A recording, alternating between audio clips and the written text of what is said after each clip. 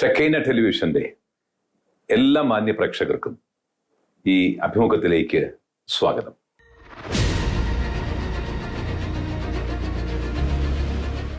എൻ്റെ വായന എൻ്റെ മുമ്പിൽ എത്തിച്ച ഒരു പാഠം ഇപ്രകാരമാണ്.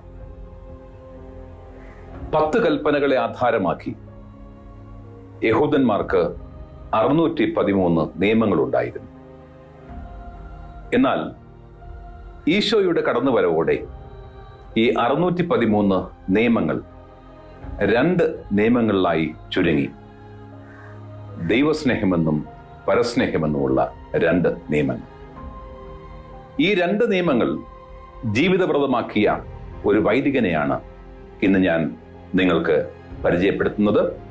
ഫാദർ സെബാസ്റ്റ്യൻ പുന്നശ്ശേരി. അച്ഛാ, ഈ പരിപാടിയിലേക്ക് സ്വാഗതം. Thank you. മധ്യ തിരുവിതാംകൂറിൽ പുന്നശ്ശേരി അച്ഛനെ പരിചയപ്പെടുത്തേണ്ട യാതൊരു ആവശ്യവുമില്ല. കാരുണ്യത്തിന്റെ അപ്പസ്തോലൻ, ഈ കാലഘട്ടത്തിലെ നല്ല ശമരിയാക്കാരൻ എന്നീ വിശേഷണങ്ങളൊക്കെ അച്ഛൻ അറിയാതെ പൊതുസമൂഹം അച്ഛന് ചാർത്തി തന്നിട്ടുള്ളതാണ്. അതിന് കാരണം നമ്മൾ അന്വേഷിക്കും. ആ കാരണങ്ങളിലേക്ക് പോകുന്നതിന് മുമ്പായി അച്ഛനെ ചുരുങ്ങിയ വാക്കുകൾ അച്ഛനൊന്ന് പരിചയപ്പെടുത്താമോ? എന്നെ പരിചയപ്പെടുത്തിയാൽ, എൻ്റെ പേര് ഫാദർ സെബാസ്റ്റ്യൻ പുന്നശ്ശേരി. ഞാൻ 1962 ഡിസംബർ 27 കുട്ടനാട്ടിലെ പള്ളിക്കുട്ടുമ എന്ന് പറയുന്ന സ്ഥലത്ത് ജനിച്ചത്. അതിനുശേഷം സ്കൂൾ വിദ്യാഭ്യാസം 10ാം ക്ലാസ് പാസ്സായി കഴിഞ്ഞ് മൈനർ സെമിനാരി വന്നു, കുറിച്ചി മൈനർ സെമിനാരി വന്നു. അതിനുശേഷം മേജർ സെമിനാരി പൂന പേപ്പൽ സെമിനാരിലായിരുന്നു 7 വർഷം പഠനം നടത്തിയത്. അതിനുശേഷം പട്ടം 1989 ജനുവരി 3 അത് കഴിഞ്ഞ് ഇവിടെ മീഡിയയുടെ രംഗത്ത് തന്നെ ആദ്യം തന്നെ വരികയാണ്. പിന്നെ റോമിന് പഠിക്കാൻ പോയി. പഠനം കഴിഞ്ഞ് തിരിച്ചു വന്ന് നമ്മുടെ മീഡിയ വില്ലേജിന്റെ ഡയറക്ടറായി.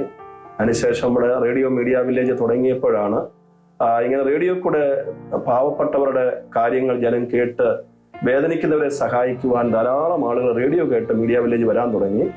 അങ്ങനെ ഒരാളുടെ കണ്ണുനീര് കണ്ട് ഞാൻ ഈ ചാരിറ്റി രംഗത്തേക്ക് വന്നതാണ്. അച്ഛൻ്റെ പഠനത്തെക്കുറിച്ചും ഫോർമേഷനെ കുറിച്ചും പറഞ്ഞപ്പോൾ എടുത്തു പറഞ്ഞ ഒരു കാര്യം അച്ഛൻ പൂന സെമിനാരിയിൽ പഠിച്ചു എന്നുള്ളതാണ്. ഞാൻ മനസ്സിലാക്കുന്നത് ജസ്വിറ്റ് ഫാദേഴ്സ് ആണ് പൂന സെമിനാരി നടത്തുന്നത്.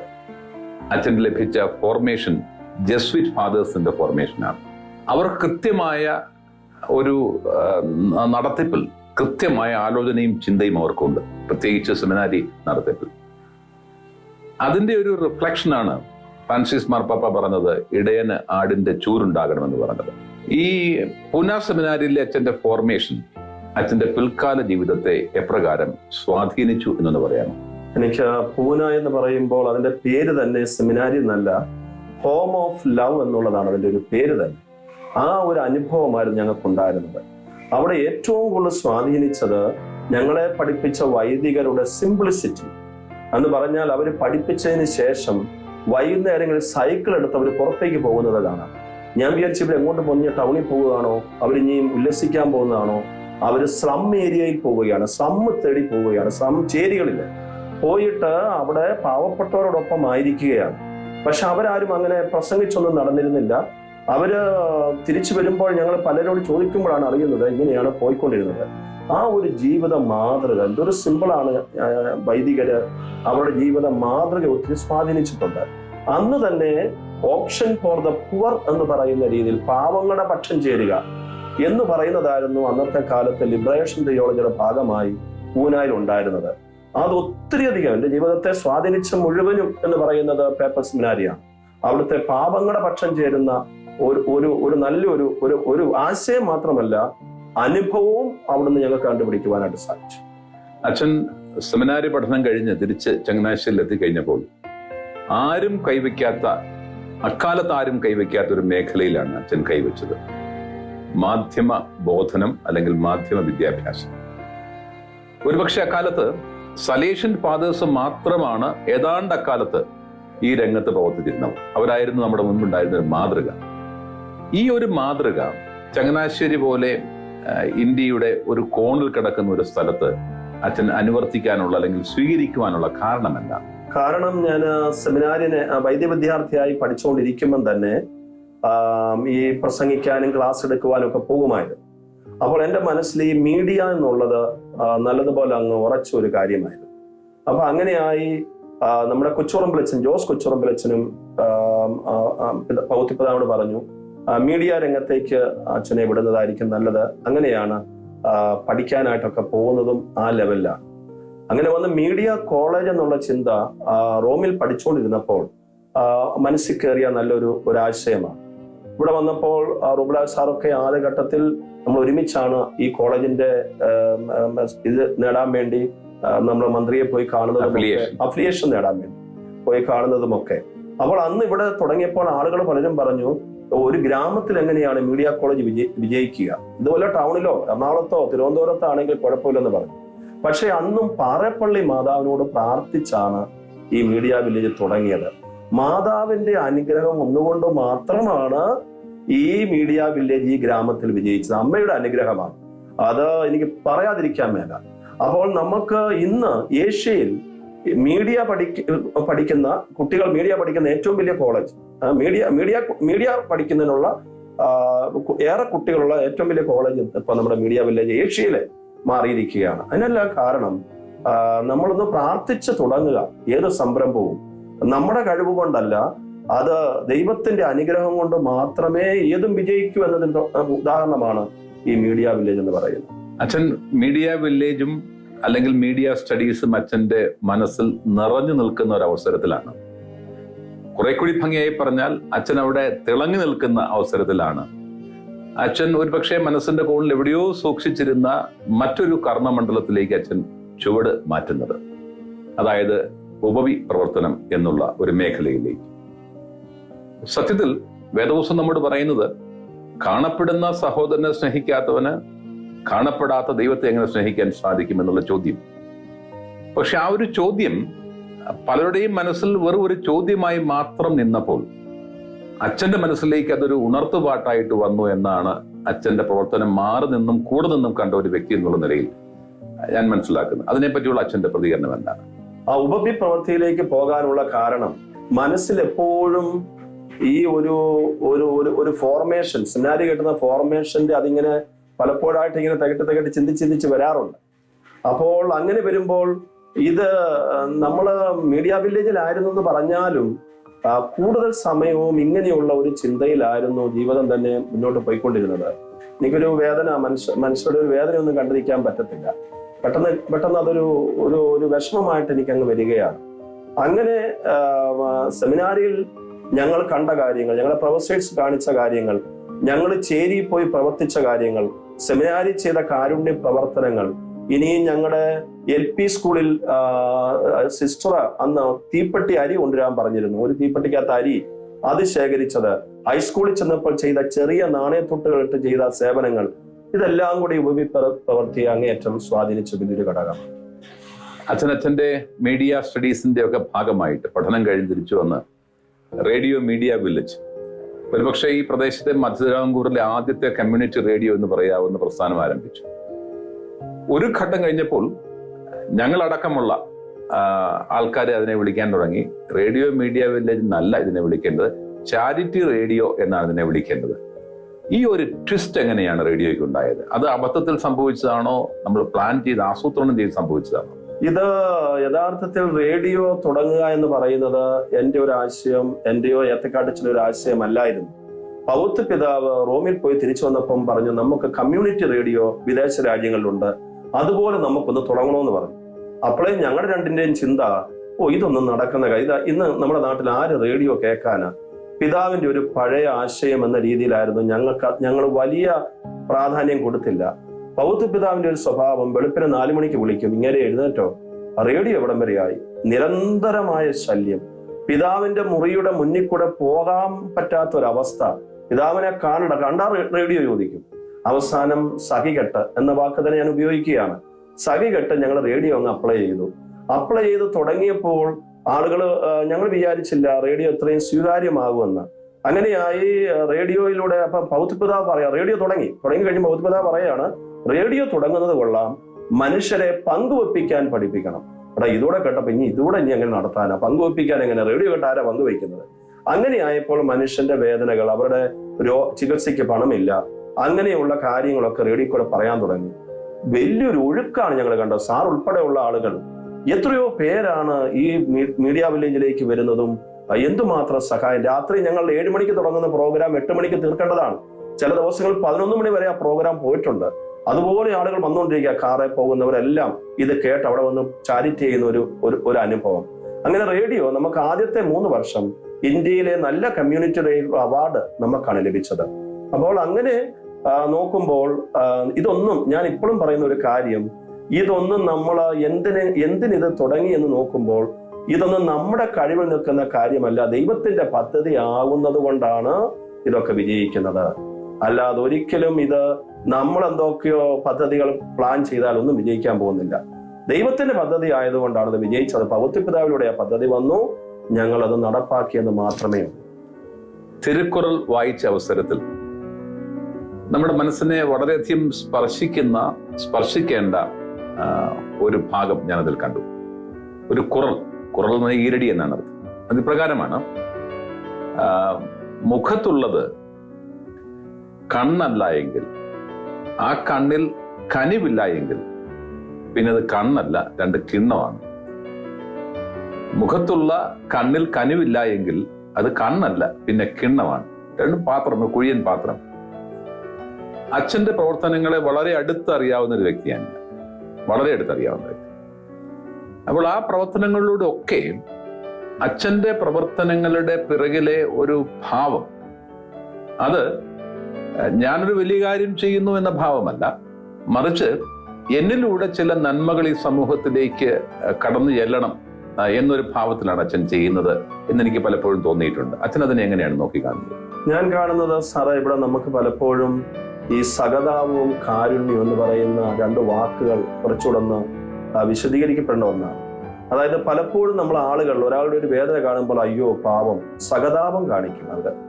അതിൻ്റെ അപ്പുറം നമുക്ക് ആ വ്യക്തിയുടെ വേദനയിൽ ഇടപെട്ട് എനിക്കെങ്ങനെ ആ വേദന ലഘൂകരിക്കാൻ പറ്റും, അവിടെയാണ് കാരുണ്യം ഉണ്ടാകുന്നത്.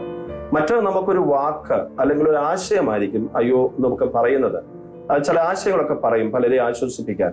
പക്ഷെ അതല്ല, നമ്മുടെ ഹൃദയത്തിൽ നിന്ന് വരുന്ന കാരുണ്യം, യഥാർത്ഥത്തിൽ കാരുണ്യമുള്ള മനുഷ്യരാകണമെങ്കിൽ നമ്മൾ അവരുടെ പ്രശ്നത്തിൽ ഇടപെട്ട് അതിനെ എനിക്കെങ്ങനെ ലഘൂകരിക്കാൻ പറ്റും എന്നിടത്താണ് നമുക്ക് യഥാർത്ഥത്തിൽ നല്ല ചാരിറ്റി ചെയ്യാനായിട്ട് സാധിക്കുകയുള്ളൂ. ഇപ്പൊ നമുക്ക് വേണമെങ്കിൽ ഒരാൾ വീട്ടിൽ വന്നു എന്തെങ്കിലും സഹായം ചെയ്ത് വേണമെങ്കിൽ വിടാം.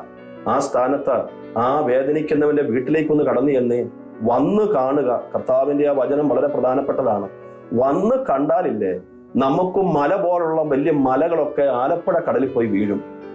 നമ്മൾ ചിലപ്പോൾ കോടികളായിരിക്കും ആ വീട്ടിൽ വേണ്ടത്, അല്ലെ ലക്ഷങ്ങളായിരിക്കും വേണ്ടത്. നമ്മളൊന്ന് പോയി കണ്ടു കഴിഞ്ഞാൽ അവിടെ ദൈവം വഴി തുറക്കുകയാണ്. അതൊരു വൈദികന് മാത്രം കിട്ടുന്ന ഒരു അനുഗ്രഹമല്ല, ഒരു സന്യാസിക്ക് മാത്രം കിട്ടുന്ന ഒരു അനുഗ്രഹമല്ല. അത് പരിശുദ്ധാത്മാവിന്റെ കൃപ തന്നെയാണ്. അതാണ് ആത്മാവിന്റെ അഭിഷേകം. അത് എല്ലാ അൽമായർക്കും, വൈദികർക്കും, സന്യസ്തർക്കും എല്ലാം കിട്ടുന്ന ഒന്നാണ്. നമ്മൾ ചെന്ന് കഴിയുമ്പോൾ ഉണ്ടാകുന്ന ഒരു വ്യത്യാസം, കാരുണ്യമുള്ള ഒരു ഹൃദയത്തോടെ വീട്ടിലേക്ക് കടന്നു ചെല്ലുമ്പോൾ, അല്ല ഒരാളെ സമീപിക്കുമ്പോൾ നമ്മൾ അവിടെ ദൈവം ഇടപെടുകയാണ്. അച്ഛനൊപ്പം ധാരാളം യാത്ര ചെയ്തിട്ടുള്ള ഒരു വ്യക്തിയാണ് ഞാൻ. അച്ഛനൊപ്പം ധാരാളം സമയം ഓഫീസിൽ സംസാരിച്ചും ഇരുന്നിട്ടുള്ള വ്യക്തിയാണ്. എനിക്ക് വളരെ അതിശയകരമായി തോന്നുന്ന ഒരു കാര്യം, അച്ഛന് വരുന്ന ഫോൺ കോളുകളിൽ ഏതാണ്ട് 99% നിലവിളിയുടെ അകമ്പടിയുള്ള വിളികളാണ്. ഈ ആദ്യത്തെ നിലവിളിയുടെ വിളി എന്നായിരുന്നു? എങ്ങനെയാണ് അച്ഛൻ കൃത്യമായി മേഖലയിലേക്ക് ഇറങ്ങി വന്നത്? അത് നല്ലൊരു ചോദ്യമാണ്. കാരണം 2012 ഡിസംബർ മാസം 9-ാം തീയതി ഞായറാഴ്ച രാവിലെ ഞാൻ മീഡിയ വില്ലേജിൽ എൻ്റെ മുറിയിൽ നിന്ന് പത്രം വായിക്കായിരുന്നു. രാവിലെ ഒരു 8:30 ആയിക്കാണ്. ഒരാൾ വന്ന് ബെല്ലടിച്ചു, കതക് തുറന്നു. ഒരു പ്രായമായ മനുഷ്യൻ, അദ്ദേഹം കാലിൽ കെട്ടിപ്പിടിച്ച് കരയുന്ന ഒരു അവസ്ഥയിലാണ്. അദ്ദേഹം കരഞ്ഞുകൊണ്ട് യാചിക്കുകയാണ്, എൻ്റെ മകന് കരൾ രോഗമാണ്, 25 ലക്ഷം രൂപ വേണം അച്ഛ, ഞാൻ കുട്ടനാട്ടിലെ മാമ്പഴക്കരിൽ നിന്ന് വരികയാണ്, അച്ഛൻ ഞങ്ങളെ സഹായിക്കണം. ഞാൻ ഞെട്ടിപ്പോയി. കാരണം 25 ലക്ഷം എന്ന് കേട്ടപ്പോൾ ഞെട്ടിപ്പോയി. എനിക്ക് വേണമെങ്കിൽ അദ്ദേഹത്തിന് ഒരു 1000-ഓ 5000-ഓ രൂപ കൊടുത്തു വിടാം. ആ കണ്ണീര് കണ്ടപ്പോൾ മാക്സിമം ഒരു 5000 രൂപയെങ്കിലും കൊടുത്തു വിടാം. പക്ഷേ ദൈവം എന്നോട് പറഞ്ഞൊരു കാര്യം, അത് കർത്താവ് വന്നതാണ്. എന്നെ ഈ മേഖലയിലേക്ക് കൈപിടിച്ച് നടത്താൻ ക്രിസ്തു തന്നെ വന്നതായിട്ടാണ് ഞാൻ കാണുന്നത്. ആ ഒരു യാചകന്റെ രൂപത്തിൽ. എന്നിട്ട് അദ്ദേഹം പറഞ്ഞത്, ഞാൻ അദ്ദേഹത്തോട് പറഞ്ഞു, വൈകുന്നേരം നിങ്ങളുടെ വീട്ടിൽ വരാമെന്ന് പറഞ്ഞു. എന്റെ തിരക്ക് വെച്ച് ഞാൻ അങ്ങനെ പറയേണ്ടതല്ല, ദൈവം എന്നെ പറയിപ്പിച്ചതാണ്. വൈകുന്നേരം ഞാൻ നിങ്ങളുടെ വീട്ടിൽ വരാം. അദ്ദേഹം സന്തോഷത്തോടെ പോയി, കണ്ണീരൊക്കെ തുടച്ച് അദ്ദേഹം പോയി. അദ്ദേഹം ഒരിക്കലും വിചാരിക്കുന്നില്ല പുന്നശ്ശേരി അച്ഛൻ വരുമ്പോ 25 ലക്ഷം രൂപ കൊണ്ടുവരും, ചിന്തിച്ചിട്ടില്ല. അദ്ദേഹം ചിന്തിച്ചത് അച്ഛൻ ഞങ്ങളുടെ വീട്ടിൽ വരുമല്ലോ, ആ ഒരു പ്രത്യാശയോടെ അദ്ദേഹം പോയി കഴിഞ്ഞപ്പോ എനിക്ക് ടെൻഷനായി. എന്നാ ചെയ്യും? 2 തീരുമാനമെടുത്ത്. ഒന്ന്, എന്റെ കരള് പകുത്ത രോഗിക്ക് കൊടുക്കാം. 2, എന്റെ വാഗണാർ കാറ് വിറ്റ പൈസ അങ്ങ് കൊടുത്തേക്കാം. രാത്രി 7 മണിയായി. മാതാവിനോട് പ്രാർത്ഥിച്ചു, പാറേപ്പള്ളി കയറി പ്രാർത്ഥിച്ചു. മാതാവിനോട് പ്രാർത്ഥിച്ചാണ് ഇറങ്ങിയത്. ഭയങ്കരമായ മഴ. മാമ്പഴക്കരി ചെന്ന് ജിമ്മിച്ചൻ ചിറത്തറയും അതുപോലെ തന്നെ തോമസ് കുട്ടി പനിക്ക് അനിയൻ എന്ന് പറയുന്ന 3 ആളുകളെയും കൂട്ടി വീട്ടിൽ ചെല്ലുകയാണ്. ഭയങ്കര മഴയാണ്. അവിടെ ചെന്നപ്പോൾ അവരുടെ കണ്ണുനീര് ഭയങ്കരമായി, കൂട്ടക്കരച്ചിൽ. നമ്മളെ കണ്ടപ്പോൾ 25 ലക്ഷം രൂപ വേണം, രോഗി മരിക്കാറായി കിടക്കുന്നു, 30 വയസ്സുള്ള ചെറുപ്പക്കാരൻ. അപ്പോൾ അങ്ങനെയായി അവരോട് ഞാൻ പറഞ്ഞു, നിങ്ങൾ പ്രാർത്ഥിക്ക്, എല്ലാ വഴിയും തുറക്കും. അവര് പ്രാർത്ഥനയൊക്കെ നിർത്തി. കാരണം 25 ലക്ഷം രൂപ പ്രാർത്ഥിച്ചാൽ ചാക്കി കെട്ടി കൊണ്ടുവരും, അങ്ങനെ ഒരു ചിന്തയായിരുന്നു അവർക്ക്. 25 ലക്ഷം രൂപ പ്രാർത്ഥിച്ചാൽ വല്ലതും കിട്ടുമോ? അപ്പോൾ അങ്ങനെ ആയപ്പോൾ ഞാൻ പറഞ്ഞു, നിങ്ങൾ ഒരു ഹൈന്ദവ കുടുംബമാണ്, നിങ്ങൾ വിളക്ക് കത്തിച്ച് പ്രാർത്ഥിക്ക്, ദൈവം വഴി തുറക്കുമെന്ന് പറഞ്ഞു. പ്രാർത്ഥന അസാധ്യമായതെല്ലാം സാധിച്ചു തരും. പ്രാർത്ഥനയാണ് അടഞ്ഞ വഴികൾ തുറന്നു തരുന്നതെല്ലാം പ്രാർത്ഥനയാണ്. അങ്ങനെയായി ഞാൻ അവിടുന്ന് രാത്രി ഇറങ്ങി. പിറ്റേ ദിവസം രാവിലെ ഒരു മനുഷ്യനെ വിളിച്ചു, അച്ഛാ, ഇന്നലെ അച്ഛനാ വീട്ടിൽ വന്നിരുന്നല്ലോ. താങ്കൾ ആരാണ്? എന്റെ പേരും ബിജു എന്നാ. പോളിയോ വന്ന് 2 കാലം തളർന്ന ആളാണ്. ആ ആളാണ് ഞാൻ വിളിക്കുന്നത്. അപ്പം അച്ഛനൊന്ന് വരാമെന്ന് ചോദിച്ചു. ഞങ്ങൾ അവിടെ ചെന്നു. SNDP ഹാളിൽ 100-200 പേര് ഇരിക്കുക. അവർ ചോദിച്ചു, ഞങ്ങൾ എന്ത് ചെയ്യണം അച്ഛാ?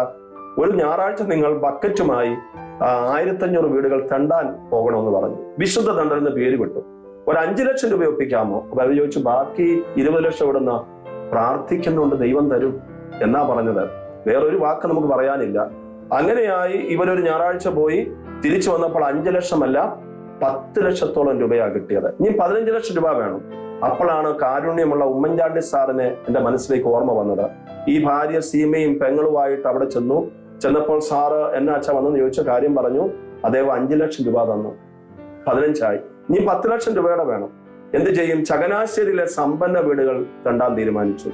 അങ്ങനെയായി 2 നില കാണുന്ന വീട്ടിലൊക്കെ കയറി ഓപ്പറേഷൻ എന്ന് വന്നപ്പോൾ എല്ലാം കൂടെ അവരും വീട്ടുകാരെല്ലാം കൂടെ പരിശ്രമിച്ച് 25 ലക്ഷം രൂപയോളമായി. ഞങ്ങൾ ബിജുവിനെ അമൃതാനന്ദമയി ആശുപത്രി കൊണ്ടുപോയി. ഓപ്പറേഷൻ കഴിഞ്ഞ് തിരിച്ചു കൊണ്ടുവന്നു. രാമങ്കൽ ഒരു കട അവർക്കുണ്ടായി. അങ്ങനെ അവർ ജീവിതത്തിലേക്ക് തിരിച്ചു വരുന്ന ഒരു കാഴ്ച, ഒരു വല്ലാത്തൊരു അനുഭവമായിരുന്നു. അല്ല, 6 പേരും അവർ ആത്മഹത്യ ചെയ്യാനിരുന്നവരാണ്. അപ്പോൾ ഏക ആശ്രയം ഈ വ്യക്തിയാണ്. അവിടെ നിന്നാണ് ഈ പ്രത്യാശ എന്ന് പേരിടാൻ കാരണം തന്നെ അവരുടെ ആ വീട്ടിൽ കയറി ചെന്നപ്പോൾ ഉണ്ടായ ഒരു പ്രത്യാശ. അതുകൊണ്ടാണ് ഇതിന് പ്രത്യാശ എന്ന് പേരിട്ടതും. ഇപ്പോൾ ഈ ഒരു പ്രവൃത്തിയിലേക്ക് ഞാൻ പിന്നെ അങ്ങ് മാറുകയായിരുന്നു. മീഡിയ പരിപാടിയൊക്കെ നിർത്തി നേരെ ചാരിറ്റിയിലേക്ക് മാറിയത്. ആ കർത്താവ് വന്ന് യാചകന്റെ രൂപത്തിൽ വന്ന് യാചിച്ച് എന്നെ ആ വീട്ടിലേക്ക് കൊണ്ടുപോയതാണ് ഒരു നിമിത്തമായി മാറി. അനേകം പേരുടെ മനസ്സിൽ സിമ്പതി എന്ന് പറയുന്ന ഒരു വികാരമുണ്ട്. അതെനിക്ക് തോന്നുന്നത് മനുഷ്യർ എന്ന പേര് വഹിക്കുന്ന എല്ലാവർക്കും സിമ്പതിയുണ്ട്.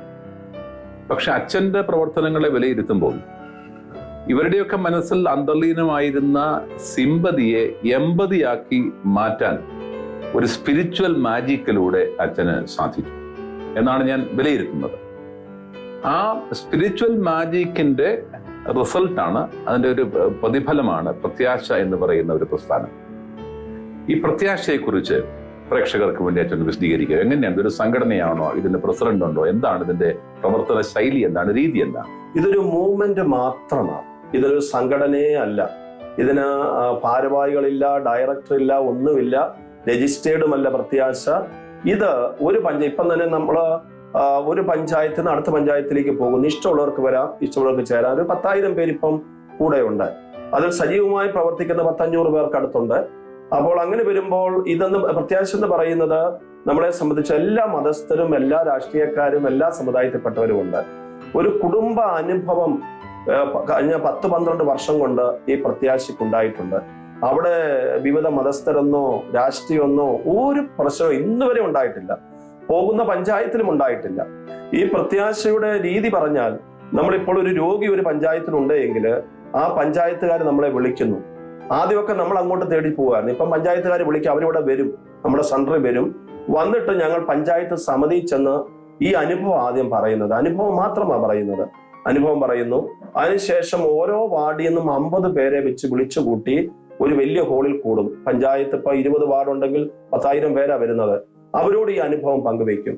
അതിനുശേഷം ഓരോ വാർഡിലും പോയി അനുഭവം പങ്കുവയ്ക്കും, ഓരോ വാർഡിലും. എന്നിട്ട് ലീഡേഴ്സ് മീറ്റിംഗ് കാണും. ലീഡേഴ്സ് മീറ്റിംഗിലും കാര്യങ്ങൾ പറയും.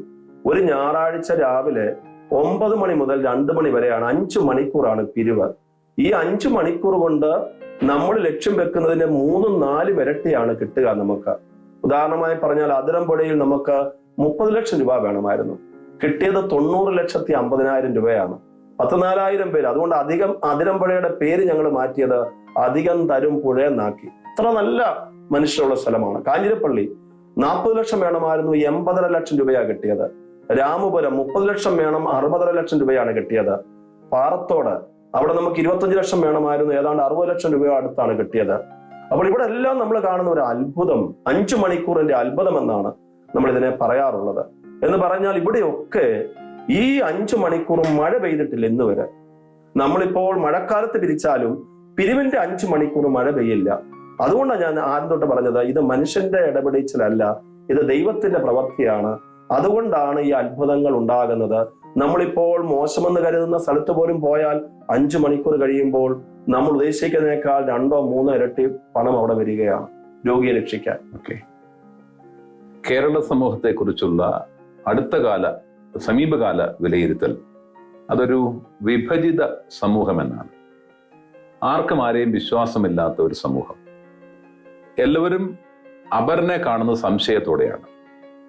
അങ്ങനെയുള്ള ഒരു സമൂഹത്തിൽ ഒരു വൈദിക വേഷത്തിൽ ലോഹയിട്ട ഒരാൾ ഇത്തരം കാര്യങ്ങൾക്ക് വരുമ്പോൾ പൊതുസമൂഹം അച്ഛനെ സംശയത്തോടെയാണോ കാണുന്നത്, അതോ അവർ ഹൃദയത്തിലേക്ക് അതിനെ സ്വീകരിക്കുകയാണോ ചെയ്യുന്നത്? ഒരിക്കലും സംശയത്തോടെ അവരെ കണ്ടിട്ടില്ല. കാരണം ഞാൻ ചെല്ലുന്നത് ക്രിസ്ത്യാനിക്ക് വേണ്ടി മാത്രമല്ല. ഇത്രയും നാളും നമ്മൾ 190 പഞ്ചായത്തും 8 മുനിസിപ്പാലിറ്റി, അങ്ങനെ 198 സ്ഥലങ്ങളിൽ നമ്മൾ ഈ പിരിവ് നടത്തി. 200 പേരുടെ വൃക്കയും ഹൃദയവും കരളും മാറ്റിവെച്ചു. 65 കോടി രൂപയാണ് ബക്കറ്റിലൂടെ സമാഹരിച്ചു കൊടുത്തത്. നമ്മുടെ ഒരു പ്രത്യേകത, ഒരു പൈസ പോലും യാത്ര ചെലവ് പോലും വാങ്ങില്ല. സ്വന്തം കയ്യിൽ നിന്ന് പണം മുടക്കിയാണ് ഞങ്ങൾ എല്ലാവരും ആ പഞ്ചായത്തിൽ ചെല്ലുന്നതും തിരിച്ചു പോരുന്നതും. അതുകൊണ്ട് ഇതൊരു തീർത്ഥാടനമാണ് ഞങ്ങൾക്ക്. ഇവിടെ രക്ഷിച്ചവരിലാണ് 150-ൽ പരം ആളുകളും ഇവിടുത്തെ ഹൈന്ദവരാ. ബാക്കിയാണ് ക്രിസ്ത്യാനി, മുസൽമാനൊക്കെ വരുന്നത്. അതുകൊണ്ട് ഇവിടെ അവര് ഹൃദയം തുറന്നാണ്. ഏത് പാർട്ടിക്കാരാണെങ്കിലും ഇന്ന് വരെ ഒരു സംശയത്തോടെ നമ്മളെ കണ്ടിട്ടില്ല. ഈ വേഷം ഇല്ലെങ്കിലേ സംശയമുള്ളവർക്ക്. അതുകൊണ്ട് ഈ വേഷമിട്ട് രാത്രി ഉറങ്ങാൻ പോലും ഇഷ്ടപ്പെടുന്ന ഒരു പുരോഹിതനാണ് ഞാൻ. കാരണം ഇതിന്റെ മഹത്വം കൂടുതൽ അറിയുന്നത് ഇപ്പോൾ ഈ രോഗികൾക്ക് വേണ്ടി ഇറങ്ങിയപ്പോഴാണ്. അതുകൊണ്ട് അവർക്ക് വേണ്ടി പ്രാർത്ഥിക്കുമ്പോൾ, അവരുടെ വീടുകളിൽ ചെല്ലുമ്പോൾ ഒക്കെ അവര് കാട്ടുന്ന ഒരു ഹൃദ്യത, അവര് വളരെ ഓപ്പൺ ഹാർട്ടഡാണ്. അപ്പോൾ എൻ്റെ കൂടെ ഉള്ളതും കൂടുതൽ ഹൈന്ദവരാണ്. പിന്നെയാണ് ക്രിസ്ത്യാനികൾ വരുന്നത്, പിന്നെയാണ് മുസൽമാനും വരുന്നത്. അവരുടെയൊക്കെ ഒരു സ്നേഹവും കരുതലും. കേരളം എന്ന് പറഞ്ഞാൽ ദൈവത്തിന്റെ സ്വന്തം നാട് തന്നെയാണ്. അത് യാതൊരു വ്യത്യാസവും ഇല്ല. ഇത് പ്രകൃതി ഭംഗി കൊണ്ടല്ല, കാരുണ്യമുള്ള മനുഷ്യരാണ് മലയാളികൾ. പക്ഷെ ഇത്രയേ ഉള്ളൂ, അവര് ഹൃദയം തുറന്ന് സ്വീകരിക്കുന്നെങ്കിൽ ഇതിന്റെ സത്യസന്ധതയും സുതാര്യതയും കൊണ്ടാണ് അവര് അത് ഹൃദയം തുറന്ന് സ്വീകരിക്കുന്നത്. അവിടെ യാതൊരു സംശയവും ആർക്കുമില്ല, ഇതിനകത്ത് ഇടപെടുന്നവർക്ക്, കൂടെ നിൽക്കുന്നവർക്കുമില്ല. അതുകൊണ്ട് ഇത് വളരെ സ്വീകാര്യമാകുന്നു എന്നാണ് എനിക്ക് പറയാനുള്ളത്. ഏത് പൊതുപ്രസ്ഥാനത്തിലും വളരെ ആവേശത്തോടെ കടന്നു വരാനുള്ള പ്രത്യേകമായ ഒരു താല്പര്യം മലയാളിക്ക് എന്നും ഉണ്ട്. അത് നാട്ടിലാണെങ്കിലും മറുനാട്ടിലാണെങ്കിലും വിദേശത്താണെങ്കിലും. പക്ഷെ പ്രസ്ഥാനം ആരംഭിച്ച് അധികം വൈകാതെ തന്നെ അവിടെ വടംവലികൾ ആരംഭിക്കും, പോർവിളികൾ ആരംഭിക്കും. അവസാനം എന്തിനു വേണ്ടിയാണോ പ്രസ്ഥാനം നമ്മൾ തുടങ്ങിയത് അതൊഴിച്ച് ബാക്കിയുള്ള കാര്യങ്ങളിലേക്ക് പ്രസ്ഥാനം മാറിപ്പോകും. അത്തരം അനുഭവങ്ങൾ അച്ഛന്റെ പ്രസ്ഥാനത്തിൽ ഉണ്ടാകാതിരിക്കുന്നതിന്റെ കാരണം എന്താ? കാരണം ഇതിന് ഭാരവാഹികളില്ല, ഇതൊരു മൂവ്മെന്റ് ആണ്. പിന്നെ രോഗിയെ രക്ഷിക്കാൻ പോകുന്നത് ഒരു തീർത്ഥാടനമാണ് എന്നുള്ള ഒരു നല്ല ചിന്ത മനസ്സിൽ കയറിയിട്ടുണ്ട്. ഞങ്ങൾ പ്രാർത്ഥിച്ചാണ് ഇവിടുന്ന് എല്ലാവരും ഇറങ്ങുന്നത്. എല്ലാ മതസ്ഥരും ഒരുമിച്ച് പ്രാർത്ഥിച്ചാണ് ഞങ്ങൾ ഇവിടുന്ന് ഇറങ്ങുന്നത്. മാത്രമല്ല, ഞങ്ങൾ ഇതിൻ്റെ അകത്ത് ഒരു അവാർഡ് പോലും ഞങ്ങൾ വാങ്ങില്ല. 1 ലക്ഷം രൂപയും പ്രശസ്തി പത്രവും 50,000 തരാം, ഇവിടെ കൊണ്ട് തരാം. എത്രയോ അവാർഡുകളാണ് ഞങ്ങളെ തേടി വന്നിരിക്കുന്നത്. പക്ഷേ ഞങ്ങളുടെ ഒരു പോളിസി, ഇത് അവാർഡിന് വേണ്ടിയുള്ള പ്രവർത്തനമല്ല. പക്ഷേ അങ്ങ് മുകളിൽ ഞങ്ങൾക്ക് അവാർഡ് കിട്ടുന്ന ഒരു പ്രവൃത്തി ദൈവം കാണുന്നെങ്കിൽ അത് മാത്രം മതി. അതുകൊണ്ട് ഇതെല്ലാം ഞങ്ങൾ നിരസിച്ചാണ് മുന്നോട്ട് പോകുന്നത്. അതുകൊണ്ട് ഇതിനകത്ത് വരുന്നവർക്കറിയാം, ഇത് പാവപ്പെട്ടവനെ രക്ഷിക്കാനുള്ള പരിപാടിയാ, രോഗിയെ രക്ഷിക്കാനുള്ള പരിപാടിയാ. അവിടെ രോഗി ഈശ്വരന്റെ രൂപത്തിൽ വരുന്നു എന്നുള്ളതാണ്. ആ രീതിയിൽ ഇതൊരു പുണ്യപ്രവൃത്തി ആയതുകൊണ്ട് ഇതിനകത്ത് യാതൊരു ഇലക്ഷനുമില്ല, ഭാരവാഹികളുമില്ല. ഇതൊരു മൂവ്മെന്റ് ആണ്. അവിടെയാണ് സ്നേഹം, കാരുണ്യം, സ്നേഹത്തിൽ പൊതിഞ്ഞ ഒരു കാരുണ്യം ഞങ്ങളെ എല്ലാവരെയും അങ്ങ് വലയം ചെയ്യുകയാണ്. അതുകൊണ്ടാണ് എന്റെ ബന്ധുക്കളുടെ വീട്ടിൽ പോകുന്നതിനേക്കാൾ എനിക്ക് താല്പര്യം എന്റെ കൂടെ പ്രവർത്തിക്കുന്ന, പ്രത്യാശ പ്രവർത്തിക്കുന്ന ഈ ഹൈന്ദവ സഹോദരന്മാരുടെയും മുസൽമാന്റെയും ക്രിസ്ത്യാനിയുടെയും ഒക്കെ വീട്ടിൽ പോകുമ്പോൾ എനിക്കുണ്ടാകുന്ന അതിനേക്കാൾ വലിയൊരു അനുഭവമാണ്. അതെനിക്ക് പറഞ്ഞറിയിക്കാൻ വരെ. ഞങ്ങൾക്ക് എല്ലാവർക്കും അതുപോലാണ്. ഈയിടെ ചേർത്തലയിൽ നിന്നൊരു ഹൈന്ദവ കുടുംബം ഞങ്ങളിവിടെ പ്രവർത്തിക്കുന്ന ആ കുഞ്ഞിന് അവരുടെ മകളുടെ പരീക്ഷയാണ് പിറ്റേ ദിവസം. ഇവിടെ വന്ന് പ്രാർത്ഥിച്ച് ഒരു 2 മിനിറ്റ് എനിക്ക് ആ സമയത്ത് അവർക്ക് കൊടുക്കാൻ പറ്റിയിരുന്നുള്ളൂ. പെട്ടെന്ന് അവർ ലേറ്റ് ആയിട്ടാണ് വന്നത്. പക്ഷെ പ്രാർത്ഥിച്ചു പോവുക, ഇതൊക്കെ വല്ലാത്തൊരു അനുഭവമാണ്. ഇതൊന്നും വിശദീകരിക്കാൻ ഞങ്ങൾക്ക് പറ്റുന്നില്ല. ഇപ്പൊ ഈ 5 മണിക്കൂർ മഴ പെയ്യുന്നില്ല എന്നുള്ളത് എങ്ങനെ വിശദീകരിക്കാൻ പറ്റുമെന്ന് ചോദിച്ചാൽ, നമ്മുടെ ഹൃദയങ്ങളെല്ലാം ഒരു കാര്യത്തിന് വേണ്ടി ഒന്നിക്കുമ്പോൾ പ്രകൃതിയും നമ്മോടൊപ്പം നിൽക്കുകയാണ് എന്ന് പറയുന്നത് പോലെ അതും അത്രയും വിശദീകരണം പൂർണ്ണമായി വിശദീകരിക്കാൻ പറ്റത്തില്ല. ഇത് എങ്ങനെയെന്ന് ചോദിച്ചാൽ ഇതൊന്നും വില കൊടുത്ത് വാങ്ങാൻ പറ്റില്ല. ഇത് സംഭവിക്കുകയാണ്. വില കൊടുത്തോ നമ്മൾ പദ്ധതി ഇട്ടോ ഇങ്ങനെയൊന്നും കൂട്ടാൻ പറ്റത്തില്ല. ഓക്കെ, ധാരാളം സങ്കട കാഴ്ചകളും ദുരിത കാഴ്ചകളും നേരിട്ട് കണ്ടിട്ടുള്ള ഒരു വ്യക്തിയാണ് അച്ഛൻ.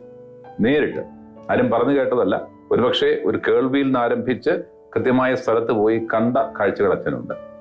ഇത്തരം കാഴ്ചകൾ കാണുമ്പോൾ ഇത്തരം ഒരു ജീവിത സാഹചര്യം, ഈ ദയനീയമായ സാഹചര്യം ഇവർക്കൊരുക്കിയ ദൈവത്തെ പഴിക്കുകയാണോ അച്ഛൻ ചെയ്യുന്നത്? അതോ ഈ സാഹചര്യത്തിൽ ഇടപെടാൻ അവസരം തന്ന അച്ഛനെ ഓർത്ത് ദൈവത്തെ സ്തുതിക്കുകയാണോ അച്ഛൻ ചെയ്യുന്നത്? ഞാൻ പലപ്പോഴും ഇങ്ങനെയുള്ള വേദനകൾ കാണുമ്പോൾ, ഞാൻ സാറോ നേരത്തെ പറഞ്ഞു, ഞാനും കരഞ്ഞു പോകുന്ന ഒരു മനുഷ്യനാണ്. എനിക്ക് ഈ വേദനകളൊന്നും കണ്ടു നിൽക്കാനായിട്ട് എനിക്ക് വലിയ പ്രയാസമാണ്. അപ്പോൾ അങ്ങനെ വരുമ്പോൾ ഞാൻ ചെയ്യുന്നത്, ഇപ്പോൾ ഏറെ നന്മ നിറഞ്ഞ മനുഷ്യരുടെ മുഖങ്ങൾ എന്റെ മനസ്സിലേക്ക് വരുന്നത്.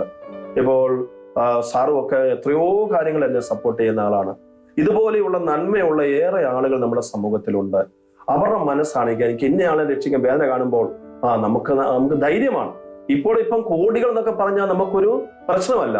അതെല്ലാം 5 മണിക്കൂർ കൊണ്ട് പരിഹരിക്കാവുന്ന കാര്യം പോലാണ് മനസ്സിലേക്ക് വരുന്നത്. മാത്രമല്ല, ഈ വേദനകൾ ഉണ്ടാകുമ്പോൾ പിറ്റേ ദിവസം രാവിലെ ഞാൻ കുർബാന അർപ്പിക്കുമ്പോൾ ഞാൻ ആ കാഴ്ചവെപ്പിന്റെ സമയത്ത് ഇതങ്ങ് സമർപ്പിക്കുകയാണ്. സമർപ്പിച്ച് കുർബാന കഴിയുമ്പോൾ ഉത്തരം കിട്ടുന്ന എത്രയോ അനുഭവങ്ങളാണ് എൻ്റെ ജീവിതത്തിൽ ഉണ്ടായിരിക്കുന്നത്. പാലക്കാട് നിന്നും ദുർഗ എന്ന് പറയുന്ന ഒരു കുഞ്ഞ്, അവള് കരഞ്ഞു പറയുന്നു, നമ്മുടെ നമസ്തേ കേരളം ഏഷ്യാനെറ്റിന്റെ പ്രോഗ്രാമില് അവള് എല്ലാത്തിനും A+ കിട്ടി 10ാം ക്ലാസ്സിൽ. പക്ഷെ വീടില്ല, അപ്പൻ അന്ധനാണ്, ആളുകൾ ഈ ലോട്ടറി കട്ടുകൊണ്ട് പോകുന്നു. അപ്പൊ ഞാൻ ഉടനെ പെട്ടെന്ന് ഏഷ്യാനെറ്റിലേക്ക് വിളിച്ചു പറഞ്ഞു, നെടുങ്കുന്നത്ത് ഒരു വീടും സ്ഥലവും തരാം. ഒന്നാം കൊച്ചു പറയുകയാണ്, എൻ്റെ അപ്പൻ അന്ധനാണ്, ചങ്ങനാശ്ശേരി വന്ന് പഠിക്കാൻ പറ്റത്തില്ല, ഞാൻ സ്ഥലം ഞങ്ങൾക്ക് അവിടെ കിട്ടിയാൽ കൊള്ളാമെന്ന്. ഉടൻ തന്നെ പ്രാർത്ഥിച്ചു പറഞ്ഞു, അവിടെ തന്നെ ലൈവ് പോവുകയാണ്, അവിടെ തന്നെ വീടും സ്ഥലവും തന്നേക്കാം. എൻ്റെ കയ്യിൽ 5 പൈസയില്ല, 15 ലക്ഷം രൂപ വേണം. കുർബാന കഴിഞ്ഞ് ഇറങ്ങിയപ്പോൾ എനിക്കൊരു ഫോൺ കോൾ.